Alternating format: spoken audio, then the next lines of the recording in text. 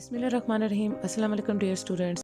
You know that we are going to be shifted on our online classes due to the closure of our live classes. So no, today हमने जो last time हमने जो पढ़ा था हमारी journal की class में हमने साउंड वेव्स के बारे में पढ़ा था। बेसिक हमने ये देखा था कि वेव्स कितनी तरह की होती हैं, ट्रांसवर्स वेव्स, लॉन्गिट्यूडनल वेव्स और वेव मोशन के बारे में पढ़ा था। फिर साउंड वेव्स जो हैं वो कैसे जनरेट होती हैं और लाइट वेव्स और साउंड वेव्स में क्या डिफरेंस होता है, ये सारी बातें अब तक की हमने पढ़ ली थी। उसकी वेव लेंथ, उसकी फ्रिक्वेंसी और इस तरह से स्पीड और प्रोपोगेशन, ये सारी बातें हमने की थी। आज जो अब हम पढ़ने जा रहे हैं ये 7th टॉपिक है आपके जर्नल जो नेचुरल साइंस का जर्नल कोर्स है उसमें फिज़िक्स का जो टॉपिक नंबर जो है ये 7th है, ऑप्टिक्स का। ऑप्टिक्स क्या है कि optics is the branch of physics which deals with the behaviour and the properties of the light. Basically light जो है, मैंने आपको लास्ट टाइम भी इसका इंट्रोडक्शन दिया था और उसमें ये बताया था कि जब आपने किसी चीज़ की विजन करनी होती है तो विजन के लिए सिर्फ आपकी आई साइड का होना ज़रूरी नहीं होता, लाइट का होना भी बहुत ज़रूरी होता है। Without light you can not see anything, तो आपने जब भी किसी चीज़ को देखना है, उसका विजन करना है, तो उसके लिए आपकी आंखों के साथ साथ लाइट की प्रेजेंस बहुत ज़रूरी है। सो इंक्लूडिंग, अब वो लाइट करती क्या है, इंट्रैक्शंस करती है मैटर के साथ और इमेज फॉर्मेशन करती है। क्योंकि जब लाइट किसी चीज़ पे जाके फॉल करती है, उसका इमेज वो जाके आपकी आंख के ऊपर रिफ्लेक्ट करके आपकी आंख पे जो इमेज है उसका, वो आपकी आंख के रेटिना पे जाके बनाती है। फिर आपको वो चीज़ जो है वो आपके लिए ऑब्जर्वेबल होती है। So it encompasses the study of the refraction, diffraction and polarisation. ये सारे प्रोसेस जो हैं ये लाइट के प्रोसेस हैं और ये बेसिक कॉमन प्रोसेस हैं।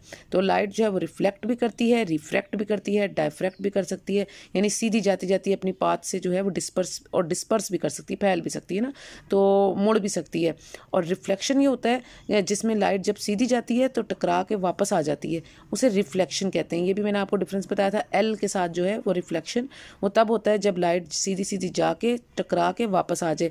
और ये मैंने आपको कहा था ये किस में होता है, ये प्रोसेस होता है मिरर के अंदर, जब आपने जिसके अंदर आपको अपना जो है ना रिफ्लेक्शन नज़र आ रहा होता है, अपनी इमेज नज़र आ रही होती है, तो वहाँ ये रिफ्लेक्शन का प्रोसेस हो रहा होता है। जबकि ये जो रिफ्रैक्शन आर वाला जो है, इसका प्रोसेस कहाँ होता है, मैंने आपको कहा था कि ये लेंस के अंदर होता है, शीशे के अंदर। जो आम तौर पे जो ग्लास लेंस होता है आपका या जो नॉर्मल ग्लास होता है, उसमें आपकी लाइट जो है वो जाके टकरा के वापस नहीं आती, बल्कि वो जाती है और उससे टकरा के उसी में से पास ऑन करके आगे निकल जाती है। जैसे कोई भी आपका विंडो ग्लास है या आप आम जो आपका ग्लास होता है या आपकी जो ग्लासेस हैं, आपकी जो ऐनक है उसका जो एक ग्लास होता है, उनमें ये रिफ्रैक्शन का प्रोसेस होता है। जबकि जो मिरर के अंदर जो इफेक्ट होता है वो ये रिफ्लेक्शन वाला प्रोसेस होता है, जिसमें वो लाइट टकरा के वापस आती है। सो डायफ्रैक्शन क्या है, जिससे आपकी शेडो फॉर्मेशन होती है, यानी आप कहीं पर भी धूप में जब खड़े होते हैं तो आपके पीछे आपका जो है ना शेडो बन जाता है। वो शेडो फॉर्मेशन जो है वो ड्यू टू डायफ्रैक्शन होता है।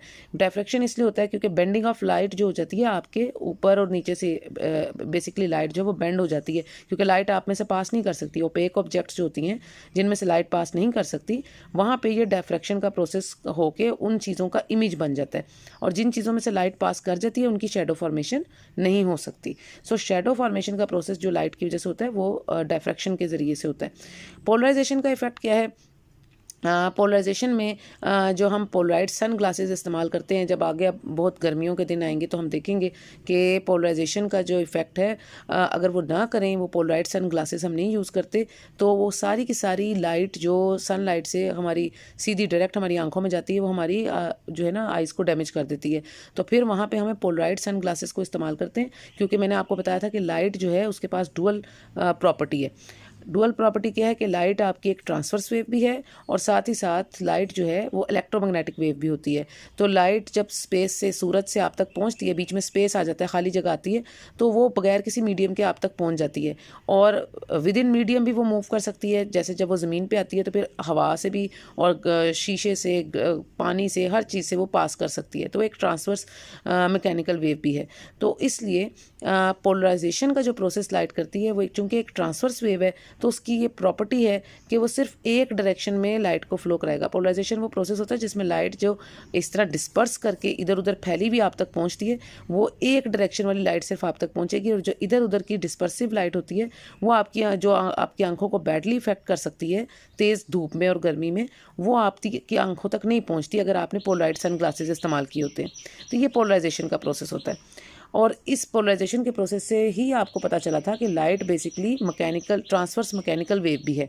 अदरवाइज हम लाइट को पहले सिर्फ इलेक्ट्रोमैग्नेटिक वेव ही समझते थे, ठीक है। तो ये बेसिकली पोलराइजेशन के प्रोसेस ने बताया कि नहीं, लाइट जो है वो एक ट्रांसवर्स वेव भी है।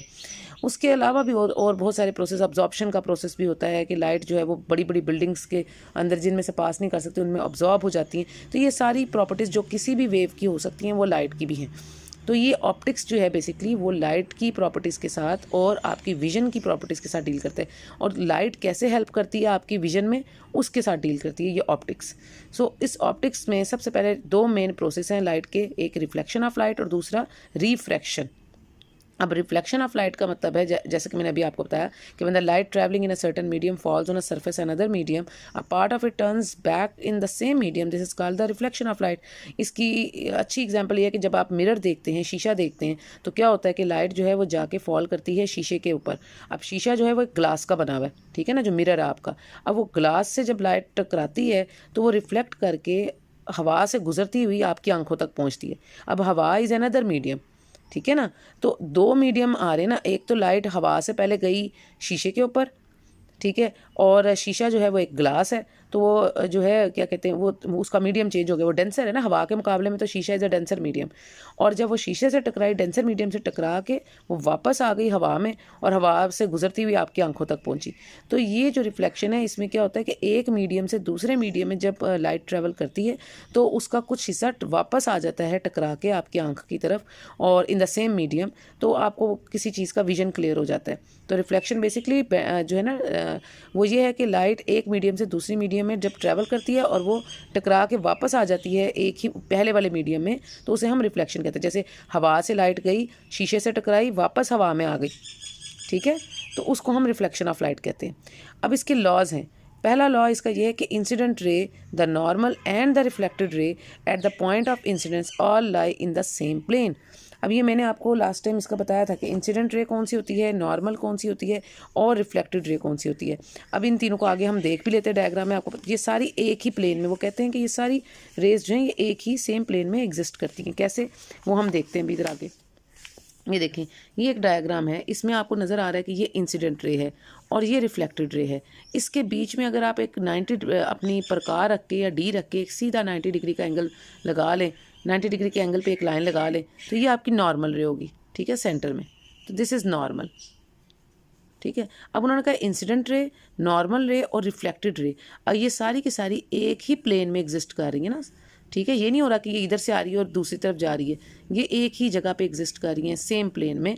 तो फिर हम उसको कहते हैं कि ये पहला लॉ है आपका रिफ्लेक्शन का, कि लाइट गई टकरा के सेम प्लेन में वापस आ गई, नॉर्मल भी उसी डायरेक्शन में है, उसी प्लेन के अंदर एग्जिस्ट करता है, ठीक है। अब उसमें दिस इज़ द फर्स्ट, ये जो पहला पॉइंट था आपका लॉ ऑफ रिफ्लेक्शन का। सेकंड पॉइंट क्या है कि angle of incidence is equal to the angle of reflection. अब एंगल ऑफ इंसिडेंस का मतलब है कि जैसे ये आपका ये एंगल बना रहा है ना, अब इंसिडेंट रे जो जा रही हैं, फॉर एग्जांपल वो यहाँ पे 45 डिग्री का एंगल बना रही हैं इंसिडेंट रे, ठीक है। तो जो रिफ्लेक्टेड रे वापस जो टकरा के आ रही हैं वो भी क्या कर रही हैं, 45 डिग्री का एंगल बना रही है। तो ये इंसिडेंट रे का एंगल है, ये रिफ्लेक्टेड रे का एंगल है। दोनों जो एंगल्स हैं वो इन द सेम एक जैसे हैं बिल्कुल, इंसिडेंट रे और रिफ्लेक्टेड रे। तो ये एक तो ये सारी इंसिडेंट, रिफ्लेक्टेड और नॉर्मल एक प्लेन में एग्जिस्ट करती हैं। दूसरा ये है कि इंसिडेंट रे का जो एंगल बन रहा है, इंसिडेंट वो जो आती हुई है, जो आ रही है टकराने के लिए, और रिफ्लेक्टेड रे वो है जो टकरा के जा रही है इन द सेम मीडियम। तो वो जो है आपके पास उन दोनों का अगर एंगल सेम है इंसिडेंट और रिफ्लेक्टेड का, तो ये सेकंड लॉ ऑफ क्या जो रिफ्लेक्शन का सेकंड पॉइंट है, बहुत इंपॉर्टेंट। उसके बाद आता है टाइप्स ऑफ रिफ्लेक्शन। कितनी तरह की रिफ्लेक्शन आपके पास होती है। इसमें nature of reflection depends on the smoothness of the surface. For example, a smooth surface of the silver reflects parallel rays of the light in one direction only. The reflection by these smooth surfaces is called the regular reflection. Most of the objects in everyday life are not smooth on the microscopic level. The rough surfaces of the objects reflect the rays of the light in many directions. Such type of the reflection is called irregular reflection. अब आपने दो तरह की reflection पढ़ ली है, regular reflection और irregular reflection. अब regular में और इरेगुलर में ये फ़र्क है कि अगर तो स्मूथ सरफेस से, यानी अगर आपने बहुत ही कोई पॉलिश्ड सरफेस है, स्मूथ सरफेस है, और आपकी रे किसी पॉलिश स्मूथ सरफेस से रिफ्लेक्ट करके सेम प्लेन में वापस आ रही है, तो वो रेगुलर रिफ्लेक्शन कहलाएगी। ठीक है, उसकी एग्जांपल इन्होंने दी है कि जैसे स्मूथ सरफेस आप सिल्वर आप लगा लें, ठीक है, और वो सेम एक ही डायरेक्शन में वो मूव करेगी, सारी रेज जैसी आ रही थी उसी तरह सेम डायरेक्शन में पैरेलल रेज जो है, पैरेलल का मतलब है एक जैसी, एक दूसरे के आमने सामने वो सेम डायरेक्शन में जा रही हैं और बिल्कुल स्मूथ है। ठीक है, तो उसको हम रेगुलर कहते हैं, रेगुलर रिफ्लेक्शन। जो इरेगुलर रिफ्लेक्शन है उसमें आप देखें कि अब ये रफ सरफेस है, रफ सरफेस को खुरदरी सी सरफेस आप ले लें। ठीक है, अब जो इंसिडेंट रे आएंगी तो जो रिफ्लेक्टेड रे हैं वो एक डायरेक्शन में नहीं जा रही, जैसे ऊपर जा रही थी, जैसे आ रही थी वैसे जा रही थी। अब जो रिफ्लेक्टेड रे है वो देखिए कोई कहीं जा रही है, कोई कहीं जा रही है, तो डिस्पर्स हो रही हैं रिफ्लेक्टेड रेस। तो ऐसी जो रिफ्लेक्शन है उसको हम इरेगुलर रिफ्लेक्शन कहते हैं। Regular reflection through the smooth surface होती है और इरेगुलर रिफ्लेक्शन जो है वो थ्रू रफ सरफेस होती है।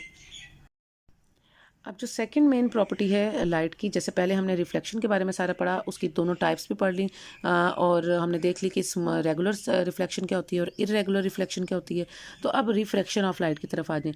रिफ्रैक्शन का मतलब होता है कि अब लाइट ने सेम प्लेन में एग्जिस्टिंग करना या सेम मीडियम में वापस नहीं आ जाना, टकरा के बाउंस बैक नहीं होना। अब लाइट ने क्या करना है, the process of bending of light as it passes from one transmit medium into another, this is called refraction. अब वो लाइट थोड़ी सी बेंड होगी और आगे चली जाएगी ना, फॉरवर्ड मूव करेगी, वापस रिफ्लेक्ट बैक नहीं करेगी। For example, if we dip one end of the pencil और some other object into the water at an angle to the surface, the submerged parts looks bent. आपने कभी देखा होगा कि अगर आप पानी के अंदर ना पेंसिल का एक एंड आप डिप करें या कोई और चीज़ आप पानी के अंदर डिप करें, तो पानी के अंदर जो डूबा हुआ हिस्सा होता है उसका पेंसिल का, वो थोड़ा सा टेढ़ा नज़र आएगा आपको।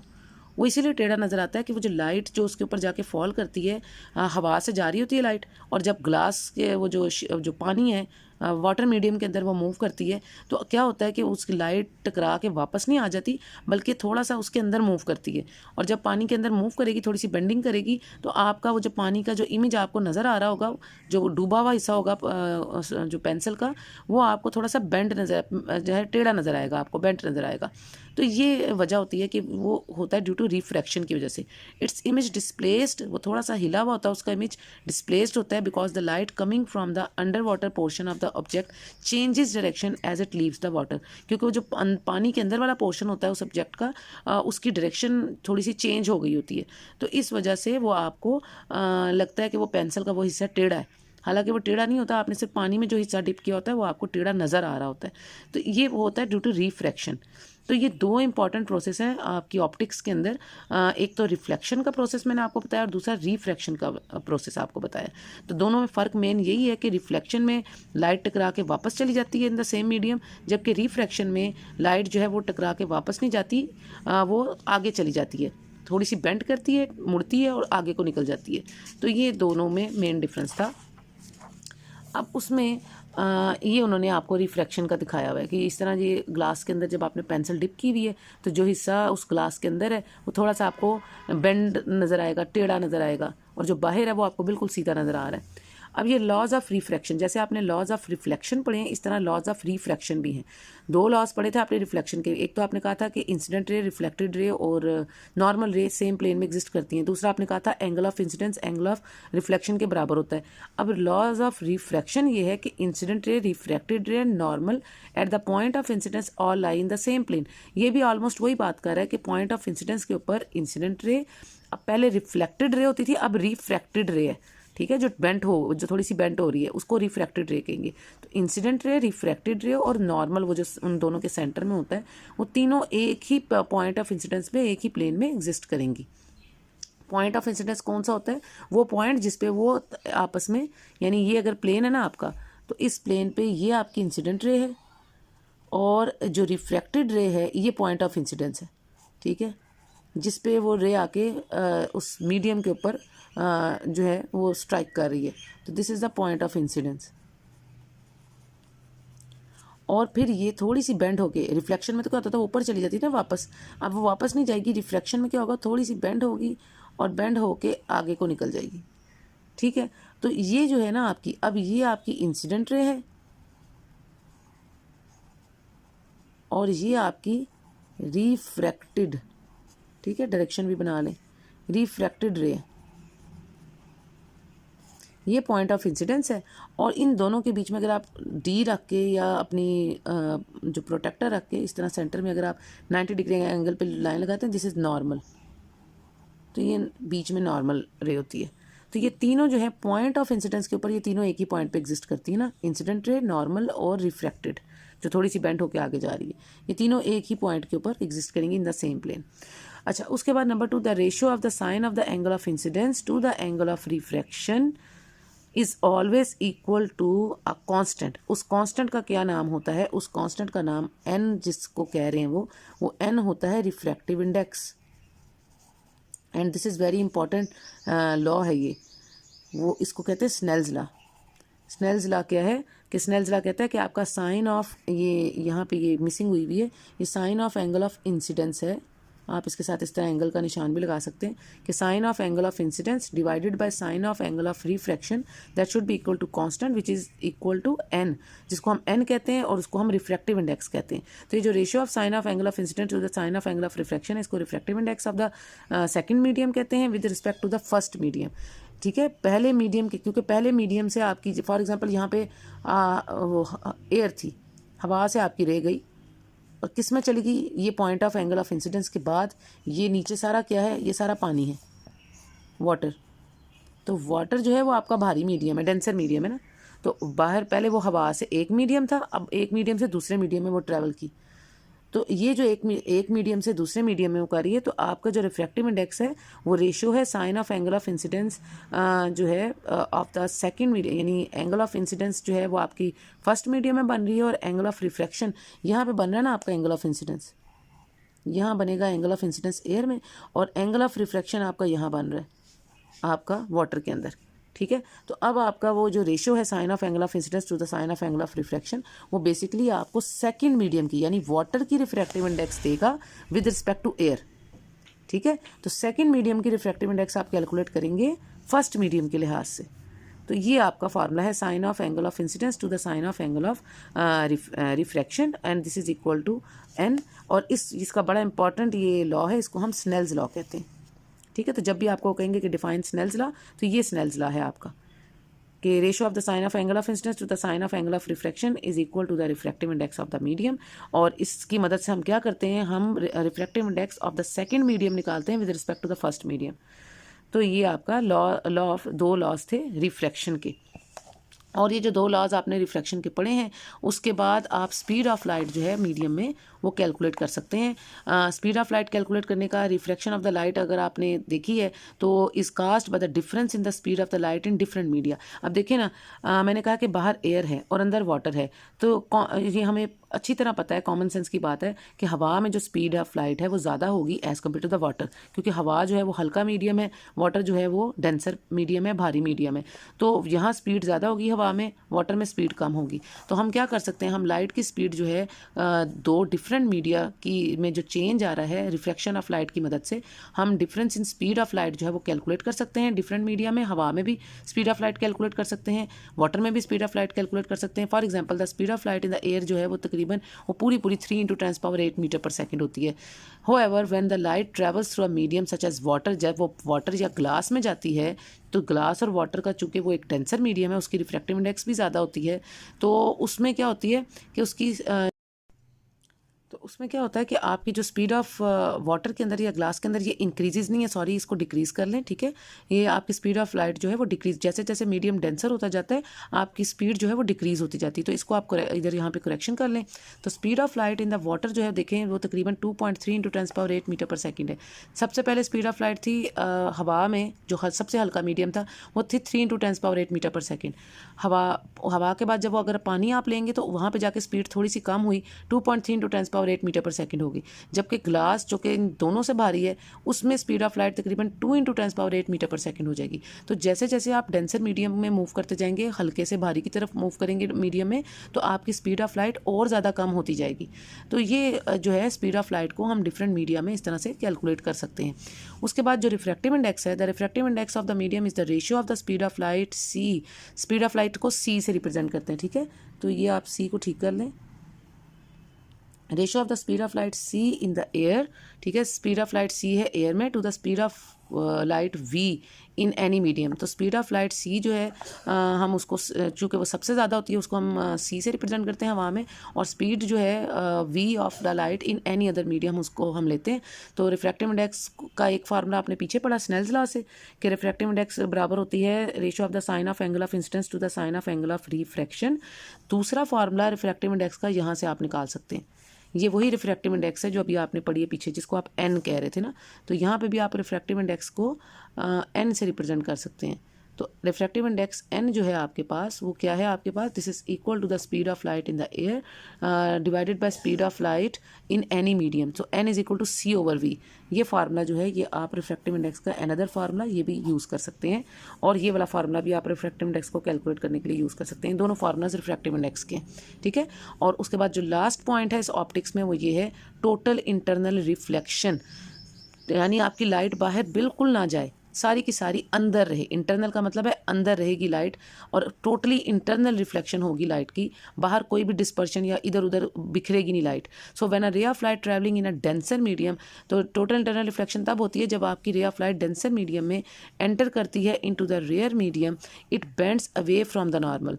अब ये याद रखें जब आपकी लाइट डेंसर से रेयर मीडियम में जाती है, डेंसर कहते हैं भारी मीडियम को, रेयर कहते हैं हल्के मीडियम को, यानी आप कह लें कि पानी से हवा में अगर जा रही है तो वो बेंड बाहर की तरफ बेंड करेगी, नॉर्मल से बाहर की तरफ जाएगी।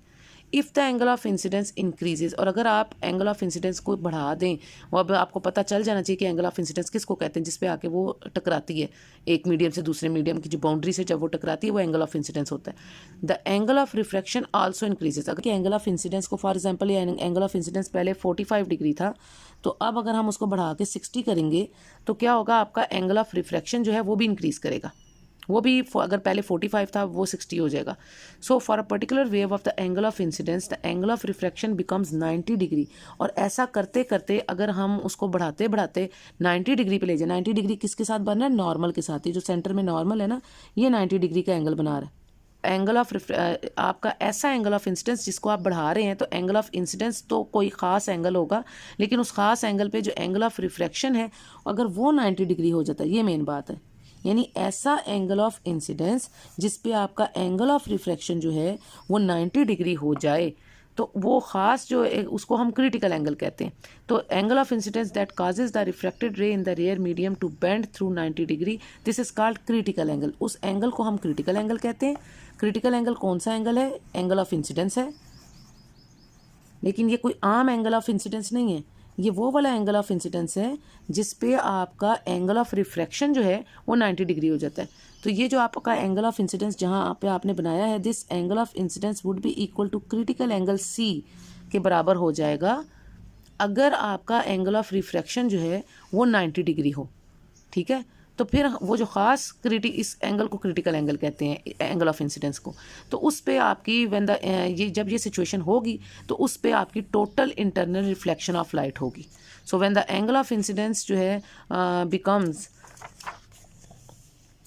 जब आपका एंगल ऑफ इंसिडेंस जो है वो बिकम्स लार्जर देन द, और एक तो पहले वो बराबर हुआ, फिर एंगल ऑफ इंसिडेंस अगर बड़ा हो जाएगा क्रिटिकल एंगल से तो no reflection will occur. Reflection के नतीजे में क्या होता था, रे आगे को मूव करती थी। ये देखें ये पहले हवा से वो बता रहे हैं कि ये पानी में से निकली अब रे, अब ये पानी में से रे निकल के हवा में जा रही है, तो डेंसर मीडियम से रेयर मीडियम में जा रही है। तो हम क्या कर रहे हैं, आप चाहते हैं कि ये पूरी की पूरी रे डेंसर से रेयर में ना जाए, ये क्या करे, डेंसर से डेंसर में ही वापस आ जाए।